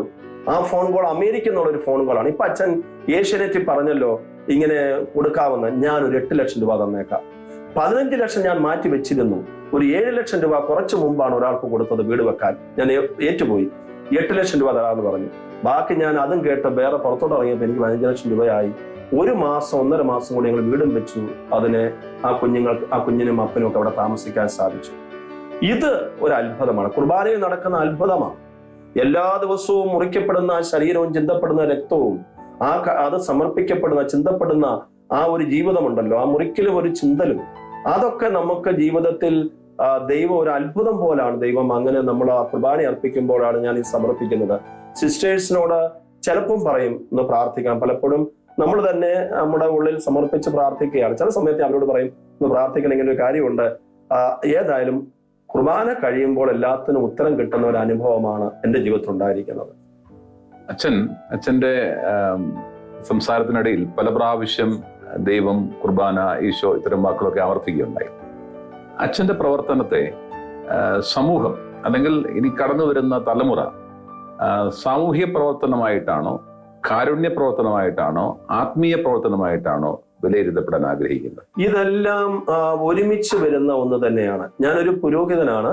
പക്ഷെ ഇന്നും പുരോഹിതനായ നിലയിൽ ഞാൻ ഈ പൊതുസമൂഹമായിട്ട് ഇടപെടുമ്പോൾ അവർ ഒരിക്കലും എന്നെ പുരോഹിതനല്ലാതെ കാണുന്നില്ല. അവിടെ അതിന്റെ ആത്മീയതയുണ്ട്, കാരുണ്യമുണ്ട്, ഇതെല്ലാം കൂടെ ഒന്നിക്കുന്ന ഒരു ജീവിതമാണ് ഞാൻ ഇഷ്ടപ്പെടുക. അതുപോലെ തന്നെ ഒരു സമൂഹത്തിന് വേണ്ടി മാത്രം മാറ്റിവെക്കപ്പെടുന്ന ഒരു വ്യക്തിയല്ല പുരോഹിതൻ. ഒരു ഇടവക എടുത്താൽ ഇടയനാണ്. ആ ഇടവക അതിർത്തിയിലുള്ള എല്ലാവരും ഇടയന്റെ മക്കളാണ്. ആ രീതിയിൽ ഞാനൊരു പഞ്ചായത്തിൽ ചെല്ലുമ്പോൾ എല്ലാവരും നമ്മുടെ മക്കളാണ്. ആ രീതിയിലുള്ള ഒരു ഈ സാർ മുമ്പേ ചോദിച്ച ചോദ്യം, ആ 3 കാര്യങ്ങളും ആത്മീയതയും കാരുണ്യവും സാമൂഹികവും എല്ലാം കൂടെ ഒന്നിച്ചു ചേരുന്നതാണ് ഒരു പുരോഹിതൻ എന്ന് പറയുന്നത്. അല്ലെങ്കിൽ നമ്മൾ ഒരു കൂട്ടർക്ക് വേണ്ടി മാത്രം മാറ്റിപ്പെടും. അതൊരു വർഗീയമായ ഒരു ചിന്തയായിട്ട് വരരുത്. എല്ലാവർക്കും വേണ്ടി ആകുമ്പോൾ ഇന്നും ഈ സമൂഹം പുരോഹിതരെ അങ്ങേയറ്റം ബഹുമാനിക്കുന്നു. താഴെത്തട്ട് നമ്മൾ ചില രംഗങ്ങളിലൊക്കെ നമ്മളിങ്ങനെ കേൾക്കും പലതും, പക്ഷെ താഴെത്തട്ടിൽ നമ്മൾ പ്രവർത്തിക്കുമ്പോൾ ജനം അങ്ങേയറ്റം ഏറെ ബഹുമാനത്തോടും ആദരവും കൂടിയാണ് നമ്മളെ കാണുന്നത്. അവിടെയാണ് പുരോഹിതന്റെ മഹത്വം ഞാൻ മനസ്സിലാക്കിയത്. നമ്മൾ പൊതുസമൂഹത്തിന്റെ ഭാഗമായി ജീവിക്കുമ്പോൾ കണ്ണ് തുറന്ന് ജീവിക്കുകയും ചെവി കൂർപ്പിച്ച് ജീവിക്കുകയും ചെയ്താൽ ഞങ്ങൾക്കും വൈദികരല്ലാത്ത അൽമായർക്കും അല്ലെങ്കിൽ സാധാരണക്കാർക്കും ധാരാളം നൊമ്പര കാഴ്ചകൾ കാണുവാൻ സാധിക്കും. ധാരാളം. ഒരുപക്ഷെ ഞങ്ങളത് കണ്ട് പെട്ടെന്നങ്ങ് മറക്കും. ഞങ്ങൾക്ക് വേറെയും കാഴ്ചകൾ കാണാനുള്ളത് കൊണ്ട് ഞങ്ങൾ അതിലേക്ക് ഞങ്ങളുടെ മനസ്സിനെ കൊണ്ടുപോകും. അച്ഛന്റെ ഇതുവരെയുള്ള പ്രവർത്തനത്തിൽ അച്ഛന്റെ ഹൃദയം നുറുക്കിയ ധാരാളം കാഴ്ചകൾ അച്ഛൻ കണ്ടിട്ടുണ്ട്. ഹൃദയം നുറുങ്ങിപ്പോയ ഒരു സംഭവം ഒന്ന് വിശദീകരിക്കാമോ? തീർച്ചയായിട്ടും. ഞാൻ ക്രിസ്മസിന്റെ അന്ന് എന്റെ വീട്ടിൽ പാതിരാ കുർബാന കഴിഞ്ഞ് രാവിലെ അപ്പച്ചനെ കാണാൻ പോകണം. അമ്മ മരിച്ചു പോയി. അപ്പച്ചനാണ് വീട്ടിലുള്ളത്. രാവിലെ എഴുന്നേറ്റ് കഴിഞ്ഞ് പോകാനിരുന്നപ്പോൾ എന്റെ മുറിയിരിക്കുമ്പോൾ ഒരു സ്ത്രീയും 3 മക്കളും വന്നിരിക്കുകയാണ്. 11 വയസ്സ്, 9 വയസ്സ്, 6 വയസ്സുള്ള കുഞ്ഞുങ്ങളും ഒരു സ്ത്രീയും. ഞാൻ യാദൃശ്ചികമായി എന്റെ ഓഫീസിൽ കയറിയത്. അന്ന് കയറേണ്ട കാര്യമില്ല. ഉറക്കൊളിച്ചിരുന്നത് കൊണ്ട് എങ്ങനെയും നമ്മൾ സാധാരണ പോകുന്ന പോലെ അങ്ങ് കയറി. ഞാൻ വീട്ടിൽ പോയിരുന്നെങ്കിൽ ഈ കുടുംബത്തെ ഞാൻ കാണത്തില്ലായിരുന്നു. അവര് വന്ന് പറഞ്ഞു, എന്റെ ഭർത്താവ് വൃക്കരോഗിയാണ് അച്ഛാ, 10 ലക്ഷം രൂപ വേണം. ഭർത്താവ് പറഞ്ഞു, ക്രിസ്മസിന്റെ അന്ന് രാത്രിയിൽ നമുക്ക് ഭക്ഷണത്തിൽ വിഷം ചേർത്ത് 3 കുഞ്ഞുങ്ങളെക്കും കൊടുക്കണം. അതുപോലെ തന്നെ നമ്മുടെ അമ്മയും 19 വയസ്സ് അമ്മയ്ക്കും വിഷം കൊടുത്ത് കൊല്ലണം. നമുക്ക് 2 പേർ കൂടെ ആത്മഹത്യ ചെയ്യണം. വേറൊരു വഴിയില്ല. ഭർത്താവ് പറഞ്ഞത്, ഞാൻ മരിച്ചാൽ നിനക്ക് ഈ കുടുംബം പുലർത്താൻ പറ്റില്ല. നീ പൊട്ടിയായ ഒരു സ്ത്രീയാണ്. പൊട്ടിയാണെങ്കിൽ ഒരു പൊട്ടയായ റേഡിയോ അടുക്കളയിൽ ഉണ്ടായിരുന്നു. അസൽ പൊട്ടയായ ഒരു റേഡിയോ. ഞാൻ ആ വീട്ടിൽ ചെല്ലുമ്പോൾ അവര് റേഡിയോ കൂടെ കേട്ടിരുന്നു. അച്ഛനൊക്കെ കാവാലത്ത് ദർശന എന്ന് പറയുന്ന ഒരു സ്ത്രീയെ രക്ഷിച്ചതൊക്കെ കേട്ടിരുന്നു. ഇവരുടെ മനസ്സിൽ കടപ്പുണ്ടായിരുന്നു. ഈ സ്ത്രീ പറഞ്ഞ ഏക കാര്യം അന്ന് രാത്രി ഭർത്താവിനോട് പറഞ്ഞത്, നമുക്ക് മീഡിയ വില്ലേജിൽ പോയി അച്ഛനെ ഒന്ന് കാണാം. അപ്പം ഭർത്താവ് പറഞ്ഞു, നീ പൊക്കോ, ഞാൻ വരുന്നില്ല. അങ്ങനെയാണ് എന്നെ കാണാൻ വരുന്നത്. ഞാൻ അവരെ ഇരുത്തി സംസാരിച്ചു. പെട്ടെന്ന് എന്റെ അപ്പനെ എനിക്ക് നാളെയും കാണാം. പെട്ടെന്ന് എന്റെ കാറിൽ ഞാൻ അവരുമായിട്ട് അവരുടെ വീട്ടിൽ ചെന്നു. ഭർത്താവിനോട് പറഞ്ഞു, ആത്മഹത്യ ഒന്നും പരിഹാരമല്ല, എത്ര രൂപ വേണം? 10 ലക്ഷം രൂപ. 10 കൂടുതൽ പിരിച്ചു തന്നാലോ? അപ്പോഴാണ് മുഖത്തൊരു പ്രസാദമായത്. അപ്പൊ നമ്മളിപ്പോൾ ഒരു രോഗിയെ കാണുമ്പോൾ, ഒരു വീട്ടിൽ ചെല്ലുമ്പോൾ നമ്മൾ ധൈര്യമായിട്ട് നമുക്ക് പറയാൻ പറ്റുന്നത്, വലിയൊരു സമൂഹം നമ്മുടെ കൂടെയുണ്ട്. വലിയൊരു ഗ്രൂപ്പ് ഈ കാര്യത്തിൽ ഇറങ്ങിയാൽ സമൂഹം ഒരിക്കലും നമുക്ക് ഇത് ചെയ്യത്തില്ല. അങ്ങനെ ആ രോഗിയുടെ വൃക്കയും മാറ്റി വെച്ച് ആ കുടുംബത്തെ സന്തോഷത്തിലേക്ക് കൊണ്ടുവന്നത് എനിക്ക് അത് മറക്കാൻ പറ്റുന്നില്ല. കാരണം കുഞ്ഞുങ്ങൾക്കറിയാൻ മേലെ എന്തിനാ ഈ അമ്മ കരയുന്നെന്ന്. കുഞ്ഞുങ്ങൾ അറിഞ്ഞിട്ടില്ല, ആത്മഹത്യയുടെ കാര്യം അറിഞ്ഞിട്ടില്ല. അങ്ങനെയായി ആ സ്ത്രീ, ആ കുടുംബിനിയുടെ സന്തോഷവും ആ വൃക്ക മാറ്റി വെച്ച് തിരിച്ചു വന്നപ്പോൾ ആ കുടുംബദാന സന്തോഷവും ഒക്കെ ജീവിതത്തിൽ കണ്ടപ്പോൾ ദൈവം എത്രയോ വലിയവനാണ്, കാരുണ്യവാനാണെന്ന് ഞാൻ മനസ്സിലാക്കുകയാണ്. ഓക്കെ, അച്ഛൻ എപ്പോഴെങ്കിലും തോന്നിയിട്ടുണ്ടോ ക്രിസ്ത്യാനികൾ കുറെ കൂടി നല്ല ക്രിസ്ത്യാനികളായാൽ, ഹിന്ദുക്കൾ കുറെ കൂടി നല്ല ഹിന്ദുക്കളായാൽ, മുസ്ലിമുകൾ കുറെ കൂടി നല്ല മുസ്ലിമുകളായാൽ ഈ കണ്ണീരെല്ലാം തന്നെ ഈ സമൂഹത്തിൽ നമുക്ക് ഒപ്പാൻ സാധിക്കും എന്ന് അച്ഛന് തോന്നിയിട്ടുണ്ടോ? എനിക്ക് അങ്ങനെ തോന്നിയിട്ടില്ല. കാരണം ഇപ്പോഴുള്ള ഈ കേരളം, ഇപ്പോഴുള്ള ഈ മലയാളി, ഇപ്പോഴുള്ള ഹിന്ദു, മുസ്ലിം, ക്രിസ്ത്യാനി ഏറെ നന്മകളുള്ളവരാണ്. പക്ഷെ അവരൊക്കെ പങ്കുവെക്കണമെങ്കിൽ ഞാൻ 1 രൂപ കൊടുത്താൽ അത് കൃത്യമായി ഇന്ന ആളിന്റെ കരങ്ങളിൽ ചെല്ലും എന്ന് വന്നാൽ ഇവിടെ പൈസയ്ക്ക് യാതൊരു പ്രശ്നവുമില്ല. 65 കോടി രൂപ സമാഹരിച്ച് കൊടുക്കപ്പെടുമ്പോഴും 5 ലക്ഷത്തോളം ആളുകൾ ബക്കറ്റ് എടുത്ത് വീട് വീടാന്തരം തണ്ടാൻ പോയിട്ടുണ്ട്. അതിലേറെയും നമ്മുടെ അമ്മമാരാണ്. ഒരു 3 ലക്ഷത്തിൽ പരവും നമ്മുടെ അമ്മമാരാ. അവരുടെ ആ മുഖം വികൃതമായാൽ, കാരുണ്യത്തിന്റെ മനസ്സ് ആ അമ്മമാരുടെ മാറ്റപ്പെട്ടാൽ കേരളത്തിന്റെ മുഖം മാറും. അത് ഇന്ന് എനിക്ക് പറയാതിരിക്കാൻ പറ്റില്ല. നമ്മുടെ വലിയൊരു അനുഭവമാണത്. അതുകൊണ്ട് മലയാളി, ഇപ്പോഴത്തെ മലയാളി, ഈ മതവും ഈ രാഷ്ട്രീയവും സമുദായവും നമ്മൾ എവിടെ നോക്കിയാലും കാരുണ്യ പ്രവർത്തികളാ. ചെറിയൊരു ക്ലബ്ബുകാരും ചെയ്യുന്നത് കാരുണ്യ പ്രവർത്തിയാ. വീടുകളിലൊക്കെ കാരുണ്യ പ്രവർത്തികൾ ഏറെ ചെയ്യുന്നു. ഇത്രയും നല്ലൊരു ഒരു സംസ്ഥാനം, കാരുണ്യത്തിന്റെ ഒരു മലയാളി ഒരു സംസ്ഥാനം നമുക്ക് വേറെ കാണാൻ വലിയ പ്രയാസമാണ്. എന്നോട് ചോദിക്കുക, പൂനെ ചെന്നപ്പോൾ ചോദിച്ചു, അവർ അവിടെ ഈ പിരിവ് നടത്താമോ? ഞാൻ പറഞ്ഞു പറ്റത്തില്ല, ഇത് മലയാളികളുടെ ഇടയ്ക്കേ പറ്റത്തുള്ളൂ, ഇവിടെ പറ്റത്തുള്ളൂ, അവിടെ പറ്റത്തില്ല. എന്റെ ബന്ധുക്കൾ ചോദിച്ചു അവിടെ വന്നൊന്ന് ചെയ്യാമെന്ന് ചോദിച്ചു, അവിടെ പറ്റത്തില്ല, ഇവിടെ അത് നടക്കൂ. ഇതാണ് കേരളം, ദൈവത്തിന്റെ സ്വന്തം നാട്. മലയാളി കാരുണ്യമുള്ളവനാണ്. പക്ഷെ ഒറ്റ കാര്യം ഞാൻ മുമ്പേ പറയുന്നത് പോലെ, ഞങ്ങൾ തരുന്ന 1 രൂപ അത് കൃത്യമായ കരങ്ങളിൽ ചെല്ലുമോ? വാരിക്കോരി തരും. 2 ലക്ഷം തന്നയാൾ ചോദിച്ചു അതിരമ്പുഴയിൽ, ഇത് തികയുമോ അച്ഛാന്ന് ചോദിച്ചു. നമ്മൾ ധാരാളം. ഇതാണ് നമ്മുടെ നാട്. ഓക്കെ അച്ഛൻ, മറ്റൊരു കാര്യം എനിക്ക് സൂചിപ്പിക്കാനുള്ളത്, അച്ഛൻ ഈ പ്രവർത്തനങ്ങളൊക്കെ തന്നെ ചെയ്യുന്ന അവസരത്തിൽ പലപ്പോഴും ആവർത്തിച്ച് പറഞ്ഞ കാര്യം വിശ്വാസ്യതയെക്കുറിച്ച് പറഞ്ഞു. എങ്ങനെയാണ് ഈ പ്രവർത്തനത്തിൽ, പ്രത്യാശയുടെ പ്രവർത്തനത്തിൽ വിശ്വാസ്യത? കാരണം ഇത് ഒരാളോടുള്ള വിശ്വാസ്യതയല്ല, ഒരു ദേശത്തോടുള്ള വിശ്വാസ്യതയാണ്. തീർച്ചയായും. അപ്പൊ അതെങ്ങനെയാണ് ആ വിശ്വാസ്യത അച്ഛൻ പുലർത്തിക്കൊണ്ടു പോകുന്നത്? അതിന്റെ സംവിധാനം എന്താ? നല്ലൊരു ചോദ്യമാണത്. കാരണം ഈ വിശ്വാസ്യത നമ്മൾ വാക്കിൽ മാത്രം പറഞ്ഞാൽ പോരല്ലോ. ഒന്നാമതായി ഞങ്ങൾ ഒരു പഞ്ചായത്തിൽ 1 മാസത്തോളം പ്രവർത്തിക്കണം. ഞങ്ങളുടെ വണ്ടിയിലാണ് ഞങ്ങൾ പോകുന്നത്. 1 പൈസ പോലും യാത്ര ചെലവ് വാങ്ങുന്നില്ല. അവിടെ തന്നെ ഞങ്ങൾക്കൊന്നും വേണ്ടല്ലോ. അത് അവരുടെ മുമ്പിലുള്ള ഒരു വലിയൊരു വിശ്വാസ്യതയാണ്. ഇന്ന് അങ്ങനെ ഒരു ഗ്രൂപ്പിനെ അവർ കാണാറില്ല. പക്ഷെ അപ്പൊ നിങ്ങൾ ചോദിക്കും, നമ്മളെങ്ങനെയാണ്? ദൈവം നടത്തുന്നു. എനിക്ക് എൻ്റെ ബന്ധുക്കള്, എൻ്റെ അമ്മായിയുടെ മക്കളൊക്കെ, പ്രത്യേകിച്ച് ഒരു അമ്മായിയുടെ മക്കളൊക്കെ പുറത്തുണ്ട്. അവരൊക്കെ വരുമ്പോൾ ഇത് അച്ഛനുള്ള സാധനമാണെന്ന് പറഞ്ഞ് തരുന്നത്. അപ്പം അതൊക്കെ ഉപയോഗിച്ചാണ് ഈ പെട്രോൾ അങ്ങനെയുള്ള കാര്യങ്ങളൊക്കെ നടന്നു പോകുന്നത്. അപ്പോൾ അങ്ങനെ വരുമ്പോൾ നമ്മൾ ഒന്നും മേടിക്കുന്നില്ല ഒരു പഞ്ചായത്തിൽ നിന്നും. 2, കാർബൺ വെച്ച രസീത് കൊടുത്താണ് പിരിക്കുന്നത്. കാർബൺ വെച്ച രസീത് തന്നെ വേണം, സൈഡ് കയറുന്നത് പോരാ, വിശ്വാസ്യത കുറവാണ്. കാർബൺ വെച്ച രസീത് കൊടുത്താണ് ജനമാ പിരിക്കുന്നത്. അച്ഛനല്ല, അച്ഛൻ കൂടെ പോകുന്നതേ ഉള്ളൂ. 2, വേറൊരാൾ വേറൊരു ഫോം ഉണ്ട്. ഇവിടെ കാർബൺ വെച്ച രസീതിൽ എഴുതുമ്പോൾ തന്നെ ആ ഫോമും അതുപോലെ തന്നെ ഫില്ല് ചെയ്യും. ഉറക്കെ പറയണം, ഇത്ര രൂപ, തോമസ് ഇത്ര രൂപ, അല്ലെങ്കിൽ രാമൻ ഇത്ര രൂപ. ഉടൻ തന്നെ 2 പേരാ എഴുതുന്നത്. കൂടാതെ അവസാനം ഈ നോട്ടുകളെല്ലാം ഇത് ചെയ്യും.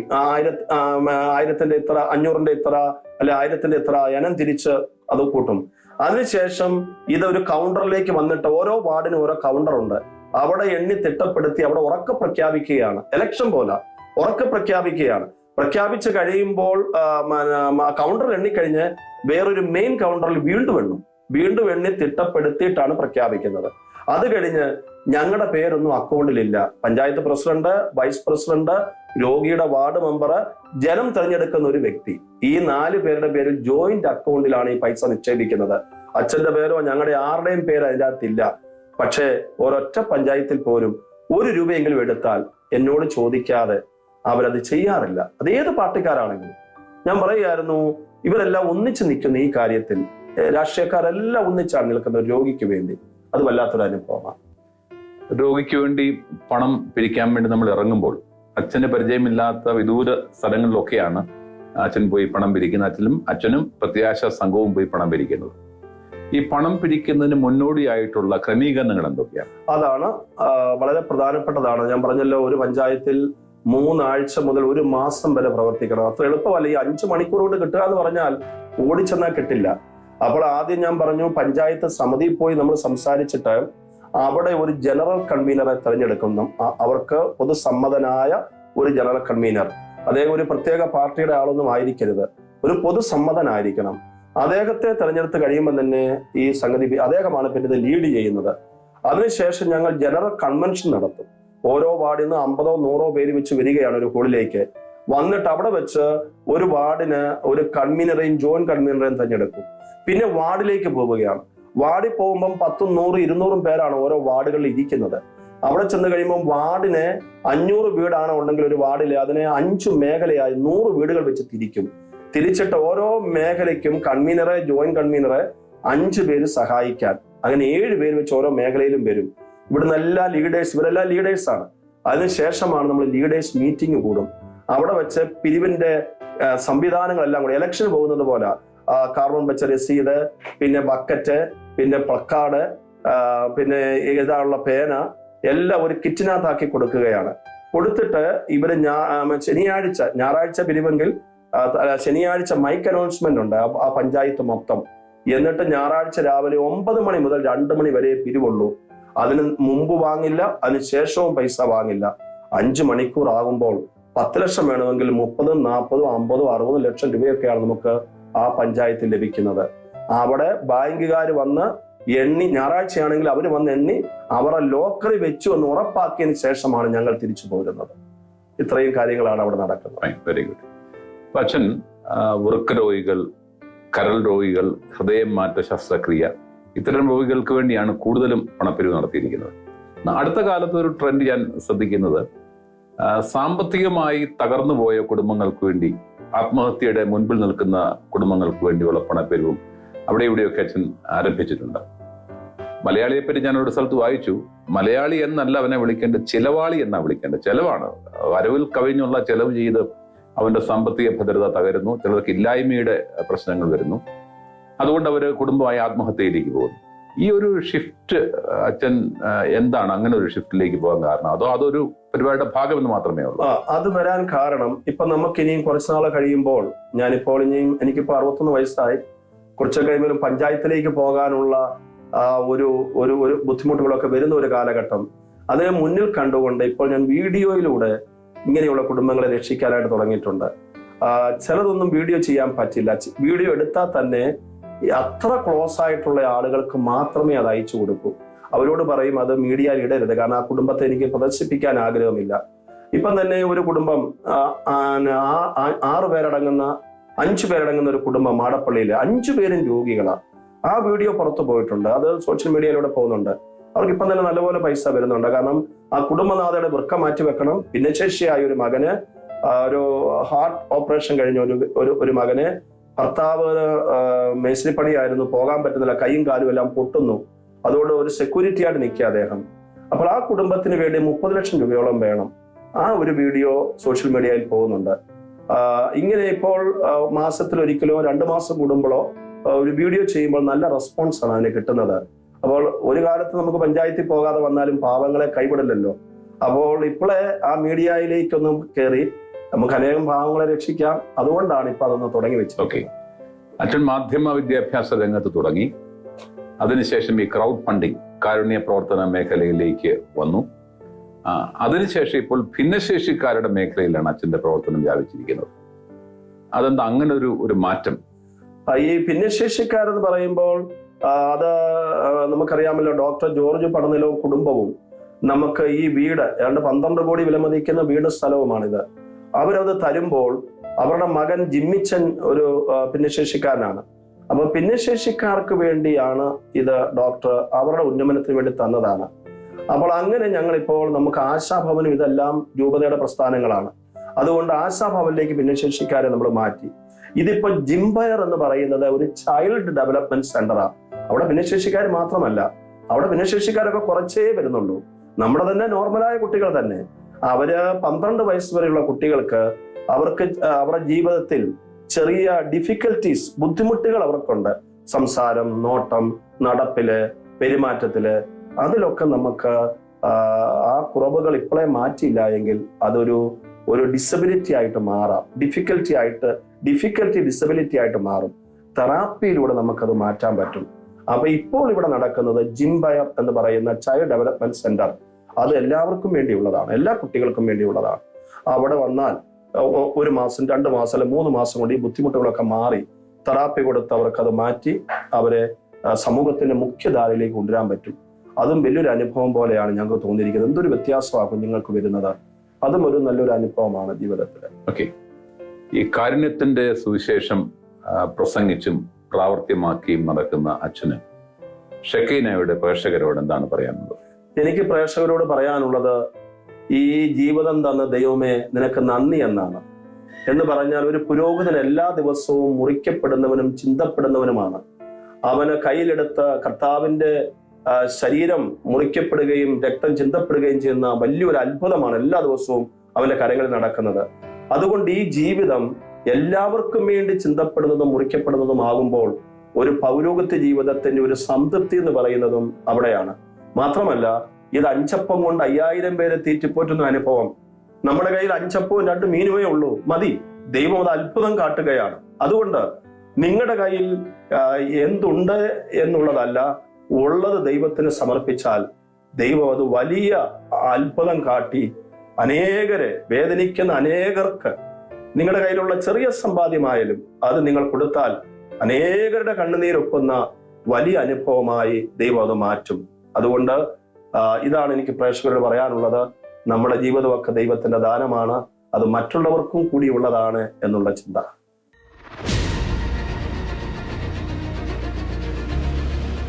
ദീർഘവർഷങ്ങളായി അച്ഛൻ ചാരിറ്റി പ്രവർത്തനങ്ങളും മറ്റ് അനുബന്ധ പ്രവർത്തനങ്ങളും ഒക്കെ ആയിട്ട് അച്ഛൻ്റെ പ്രവർത്തന മേഖലയിൽ നിറഞ്ഞു നിൽക്കുകയാണ്. ഇതിന് ശേഷം, എനിക്ക് ശേഷം, കുഞ്ഞശ്ശേരിയത്തിന് ശേഷം എന്ത് എന്നൊരു ചോദ്യം വന്നാൽ അതിനുള്ള മറുപടി എന്താണ്? അച്ഛൻ ആരെങ്കിലും അത് സജ്ജമാക്കുന്നുണ്ടോ, ഒരുക്കുന്നുണ്ടോ? എന്താണ് അച്ഛൻ്റെ പരിപാടി? എനിക്ക് ശേഷം എന്നതിനല്ല ഒരു ഉത്തരം വേണ്ടത്, കാരണം ഇതൊരു വിളിയാണ്. അപ്പൊ നമ്മള് കേരളത്തിന്റെ വിവിധ ഭാഗങ്ങളിൽ നിന്നും ആളുകൾ വിളിക്കാറുണ്ട്, പല സ്ഥലത്തു നിന്നും, ഇങ്ങനെ തൃശ്ശൂര്, പാലക്കാട്, പല സ്ഥലത്തു നിന്നും. അങ്ങനെ വിളിക്കുമ്പോൾ ഞാൻ ചിന്തിച്ചു, ഇതിനൊരു ഉത്തരം ഭാവിയിൽ ഉണ്ടാവണം. എനിക്ക് എല്ലായിടത്തും പോകാൻ പറ്റില്ല. അങ്ങനെ ആയപ്പോൾ വടവാതൂർ സെമിനാരിയില് റക്ടച്ചൻ ഇതുപോലെ ചോദിച്ചു, ഇതുപോലെയുള്ള ഒരു ക്ലാസ് ഈ പിള്ളേർക്ക് ഈ ഒരു അനുഭവം കൊടുക്കാൻ അച്ഛനൊന്ന് വരാമോ, ഒരു ഓപ്ഷണൽ എടുക്കാൻ വേണ്ടി. ഞാൻ പറഞ്ഞു വരാം. അത് കഴിഞ്ഞ 5 വർഷമായി അവിടെ എടുക്കുന്നുണ്ട്. അതുവഴി 40 പേര് വെച്ച് ഓരോ വൈദ്യ വിദ്യാർത്ഥികളും ഈ ക്ലാസ് എടുക്കുന്നുണ്ട്. ഓരോ വർഷവും അവർ ഇത് കൂടുന്നുണ്ട്. 40 പേരാണ് ഒരു ബാച്ചിലുള്ളത്. അപ്പോൾ അങ്ങനെയായി കഴിഞ്ഞ 5 വർഷമായി ഇവരൊക്കെ വൈദികരായി വരുമ്പോൾ കേരളത്തിന്റെ വിവിധ ഭാഗങ്ങളില് ഈ രീതിയിൽ, അതുകൊണ്ടാണ് അറിയാം, അവർക്ക് വെറും ആശയങ്ങളൊന്നും കൊടുക്കുന്നില്ല, അനുഭവമാണ്. അങ്ങനെ അവരൊരു അനുഭവസ്ഥരായി മാറിയാൽ നമുക്ക് കേരളത്തിന്റെ വിവിധ ഭാഗങ്ങളിൽ ഇതുപോലെ സാറ് ചോദിച്ചതുപോലെ നമുക്ക് ഈ പ്രവൃത്തി നിന്നു പോകാതെ ഈ ഒരു പ്രവൃത്തി തുടരുവാൻ ആളുകൾ വൈദികരുണ്ടാകും എന്നുള്ളതാണ് ഒരു ചിന്ത മനസ്സിൽ വന്നത്. ഓക്കെ, അച്ഛൻ നേതൃത്വം കൊടുക്കുന്ന ഈ പ്രസ്ഥാനത്തിന്റെ പേര് ചാരിറ്റി വേൾഡ് എന്നാണ്. ഏതെങ്കിലും ഒരു പ്രവർത്തനം മാത്രമായിരുന്നുവെങ്കിൽ ഇത്ര വിശാല അർത്ഥം ഉൾക്കൊള്ളുന്ന ഒരു പേരിന്റെ ആവശ്യം ഉണ്ടായിരുന്നില്ല. ചാരിറ്റി സെന്റർ എന്ന് മതിയാവും. ഈ ചാരിറ്റി വേൾഡിൽ മറ്റെന്തൊക്കെ പ്രവർത്തനങ്ങളാണ് സാറേ? ചാരിറ്റി വേൾഡിൽ നടക്കുന്നത്, എല്ലാ ദിവസവും നമ്മൾ 300 പേർക്ക് ഭക്ഷണം കൊടുക്കുന്നു ഗവൺമെന്റ് ആശുപത്രിയിൽ. കഴിഞ്ഞ 6 വർഷം, ഇപ്പൊ 7ാമത്തെ വർഷത്തിലേക്ക് പ്രവേശിച്ചു. പൊതുജനത്തിന്റെ സംഭാവന കൊണ്ടാണ് നടക്കുന്നത്. അത് ദൈവം നടത്തുന്നുവെന്ന് മാത്രമേ എനിക്ക് പറയാനുള്ളൂ. കാരണം ഇന്ന് വരെ അത് മുടങ്ങിയിട്ടില്ല. 300 പേർക്ക് എല്ലാ ദിവസവും നമ്മൾ ഗവൺമെന്റ് ആശുപത്രിയിൽ, ചങ്ങനാശ്ശേരി ഗവൺമെന്റ് ആശുപത്രിയിൽ ഭക്ഷണം കൊടുക്കുന്നു. ഇതിനു വേണ്ടി സപ്പോർട്ട് കിട്ടുന്നത് പല സ്ഥലത്തു നിന്നാണ്, വിദേശത്തുനിന്നും സ്വദേശത്തു നിന്നും ഒക്കെയാണ്. കൂടാതെ നമ്മൾ ഡയാലിസിസ്, വൃക്ക രോഗികൾക്ക് ഡയാലിസിസ് ചെയ്ത് കൊടുക്കുന്നുണ്ട്.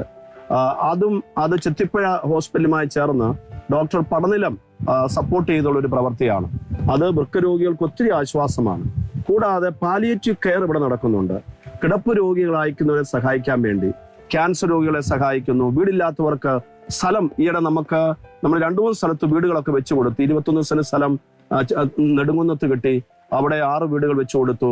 ഇവിടെ നമ്മുടെ പറാല് കിട്ടി, അവിടെ 6 വീടുകളോളം തീർന്നു കഴിഞ്ഞു. അവരൊക്കെ നേരത്തെ തന്നെ വീടുകളിൽ പ്രവേശിച്ചു. ഇപ്പൊ നമുക്ക് കറുകച്ചാലില് ഒരു 20 സെന്റ് സ്ഥലം, അല്ല 30 സെന്റ് സ്ഥലത്തോളം കിട്ടി. അപ്പം വീടില്ലാത്തവർക്ക് നമ്മൾ സ്ഥലം കൊടുക്കുകയാണ്. അപ്പൊ അതുപോലെ തന്നെ 2018 വെള്ളപ്പൊക്കം, നമ്മുടെ ഈ ചാരിറ്റി വേൾഡ് ഇനിഷ്യേറ്റീവില് ഒരു 19,000 പേരെ പൊതുജനത്തോട് ചേർന്ന് നമുക്ക് രക്ഷിക്കാനായിട്ട് സാധിച്ചു. അതുവഴിയായി കുട്ടനാടിനെ ഒത്തിരി സഹായിക്കാൻ നമുക്ക് പറ്റി. 2018 വെള്ളപ്പൊക്കത്തിലും ഒക്കെയായി. അങ്ങനെ വിവിധങ്ങളായിട്ടുള്ള കാരുണ്യ പ്രവർത്തികൾ നടക്കുന്ന ഒരു സ്ഥലമാണ് ഈ ചാരിറ്റി വേൾഡ്. നമ്മുടെ പഞ്ചായത്തിൽ കൂടെ ഉള്ള പ്രവൃത്തിക്ക് പറയുന്നത് പ്രത്യാശ എന്നാണ്. അതൊരു രജിസ്റ്റേർഡ് സൊസൈറ്റി ഒന്നുമല്ല, അതൊരു മൂവ്മെന്റ് മാത്രം. ഓക്കെ, അച്ഛൻ വലിയ സ്വപ്നങ്ങൾ മനസ്സിൽ കൊണ്ടു നടന്നിട്ട് ആ സ്വപ്നങ്ങളെ പ്രാവർത്തികമാക്കിയ ഒരു വ്യക്തിയാണ്. അതുകൊണ്ട് തന്നെ അച്ഛന്റെ മനസ്സിലെ സ്വപ്നങ്ങൾ അവസാനിച്ചിട്ടില്ലായിരിക്കും. ഇനിയുള്ള അച്ഛന്റെ ഒരു വലിയ സ്വപ്നം എന്താണ്? എൻ്റെ ഒരു വലിയ സ്വപ്നമാണ് പാവപ്പെട്ടവന്റെ ആശുപത്രി. അതായത് BPL ആയിട്ടുള്ള ആളുകൾക്ക്, BPL ലെവലുള്ളവർക്ക് ഒരു ആശുപത്രി ഉണ്ടാവുക എന്നുള്ള വലിയ സ്വപ്നമാണ്. അത് യാതൊരു ആശുപത്രിയിലും നമുക്ക് കോമ്പറ്റ് ചെയ്യാനോ ഒന്നുമല്ല. മറ്റുള്ള ആശുപത്രികളുമായിട്ട് യാതൊരു കോമ്പറ്റീഷനും അതിൻ്റെ അകത്തില്ല, മത്സരം ഒന്നും അതിൻ്റെ അകത്തില്ല. മറിച്ച് ഈ ഒരു ആശുപത്രി നമ്മൾ ജനത്തിന്റെ സംഭാവന കൊണ്ട് നടക്കേണ്ട ഒരു കാര്യമാണ്. അത് നിർബന്ധിതമായിട്ടുള്ള ഒരു പിരിവോ കാര്യങ്ങളോ ഒന്നുമില്ല. മാസം മാസം ഒരു തുക പൊതുജനം തരുന്നു. അത് ചിലപ്പോൾ 50 രൂപയാകാം, അല്ലെങ്കിൽ 10 രൂപയാകാം, അല്ലെ 100 ആകാം, 500 ആകാം, 1000 ആകാം.